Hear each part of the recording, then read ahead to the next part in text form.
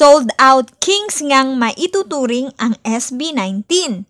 Ang bilis ma-sold out ng Bench SB19 collection. Nako, pare-pareho na ang suot ng mga 18, panigurado. Muli na namang napatunayan na lapag ang ipon pag SB ang nagtitinda. Salamat Bench for choosing and trusting SB19. Pangarap lang ng 18 to noon for SB. Ngayon, eto na, natupad na. Ang lalaki at ang tataas pa ng mga billboards at solo-solo pa yan naging instant tourist spot na nga ng 18 ang EDSA Guadalupe. Oh, sino kayo dyan? At syempre, di pa patalo ang SB. Binisita rin ng 5 yung kanilang ang mga giant bench billboards. Sabi pa nga nila, walang traffic, makita ka lang. Oh, at ayun, nag-picture-picture pa sila doon. Sinong naiyak?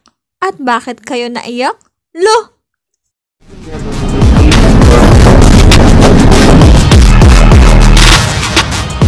At baka nga maiyak sa tuwa ang mga pamilya at kaibigan nyo kung SB19 Bench Collection ang ipanreregalo nyo sa kanila ngayong Pasko. Nako, best decision yan, 18.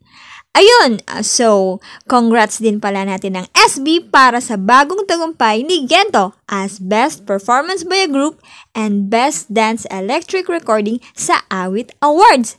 Gento habang buhay na to. Ayaw papigil ni Gento. Until next year pa siguro to. O kaya hanggang sa hanggang ay bibida pa rin talaga to. Pero hindi lang si Gento ang bida ngayon. Ibigay rin natin ang spotlight for Mapa and Niebe. Ginamit lang naman silang official soundtracks ng dalawa sa upcoming MMFF's films. Mapa para sa And the Breadwinner Is at Niebe naman para sa Green Bones.